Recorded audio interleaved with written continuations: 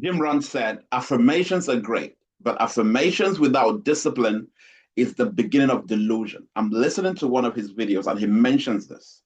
And yes, it sounded perfect, or it made some sense.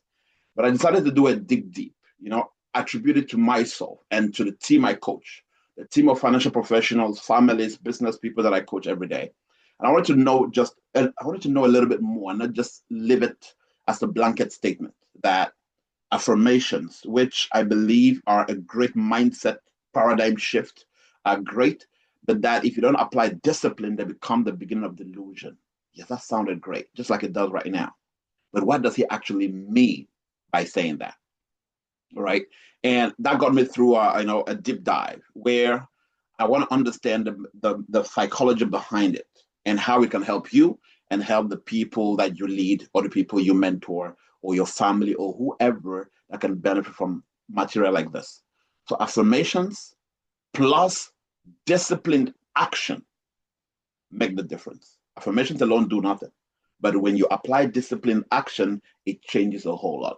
That is what Jim Rohn was warning about. All right. So point number one that I found out is that the trap of positive thinking alone is so tempting that if you think positive and you act positive and you surround yourself with positive people, things just magically change. Yes, they're going to change to some degree. But look at this. Many people repeat these affirmations every day. I know I do. I am successful. I am wealthy. I am disciplined. I am confident. But I don't act, if you don't act in alignment with all these affirmations, these words, if you don't act successful and do the work needed to be successful, you're not going to be successful. If you don't do what is needed to be wealthy, if you don't apply the activities on a daily basis to make yourself disciplined, even though you say you are disciplined, yes, your mind accepts it, but your actions don't align with that. So the affirmation become a fantasy to some people, not a fuel for transformation. All right. So Jim Rohn said, when you speak great things but don't do great things, you create a gap between your words and your reality. And that gap becomes the delusion that he means, when he made that blanket statement. Point number two is this: affirmations without discipline equals to lying to yourself. You are literally lying to yourself. Affirmations they're supposed to shift your identity, yes, strengthen your mindset, I confirm, and build belief. Affirmations do that. But without discipline, if you don't add discipline to that, you don't you don't build the habits you need. You don't create the result you're looking for. You don't become the person you affirm on a daily basis. That adds to the delusion he talks about. So you start relying on hope alone because you've not built the habits. Once you build the habits, then all those affirmations kind of take root, right? That's why he means by, it's the beginning of delusion because you've not added this secret sauce. It's like preparing food and yes, you have everything put together. You have the everything, but you're missing salt or whatever you put to make it spicy.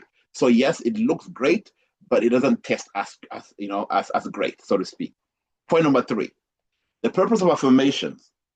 What is the purpose of affirmations? All right. Affirmations are meant to, number one, program your mind.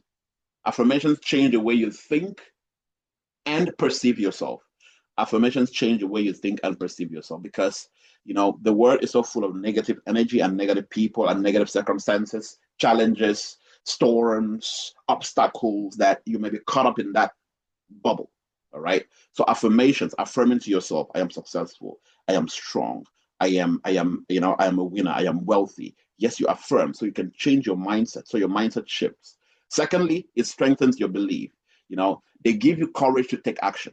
Affirmations, when aligned with action, with discipline, can give you that notch, that push to actually take action. All right.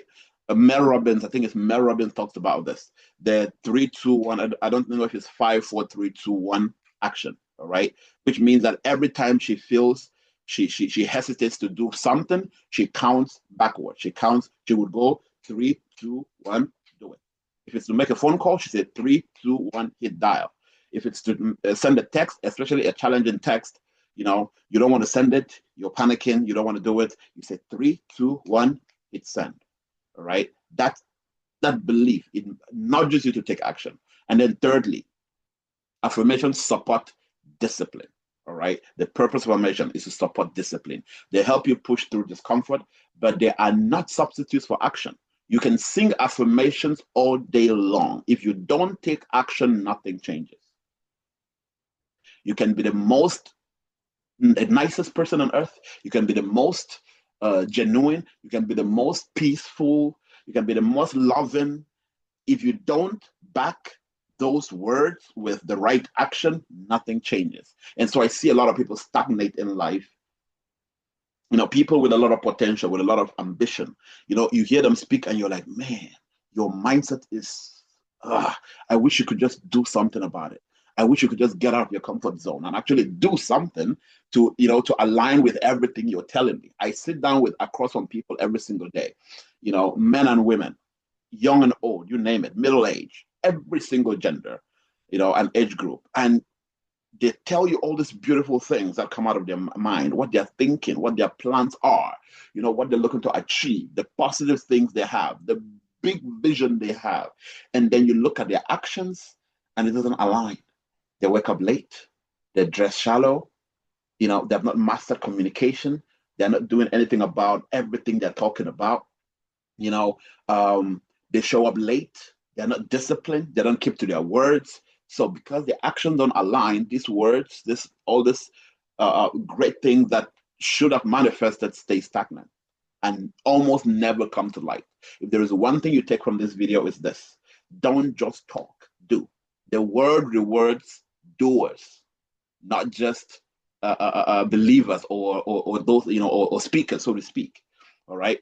So even scripture talks about it. Faith without action is useless. Faith without action is useless. Jim Rohn said this, and I love it. He said, discipline is the bridge between goals and accomplishment. Discipline is the bridge between goals and accomplishment. Put it in another way: the distance between your dreams and your reality is action. Your dreams are right here. Your reality is right here. This gap in between is what you do about it. It's what you do about it. That's the only thing that changes. Point number 4. Why does discipline matter? Why does discipline matter at all? You can affirm that you are wealthy, but if you don't save, if you don't invest, if you don't learn how all these things work, nothing changes. You can affirm that you will build a massive team, but if you don't prospect and if you don't train, if you don't follow up, if you don't lead, it's just a fantasy. Okay? You can affirm that you will transform your life, but without daily disciplined action, you remain the same. That is a fact. Jim Rohn's philosophy is simple. Affirmations shape your mindset, but discipline shapes your destiny. When the two align, you become absolutely unstoppable. Point number 4, and I'm rounding up here. The real message. What is the real message? Identity plus action, right? You got to look at where they're all, the meeting point, where they collide. Affirmations, what is that? It means who you say you are becoming.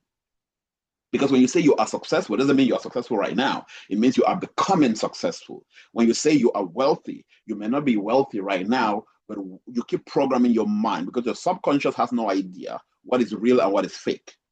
Right? Your subconscious takes in everything you tell it and looks for opportunities to make that real.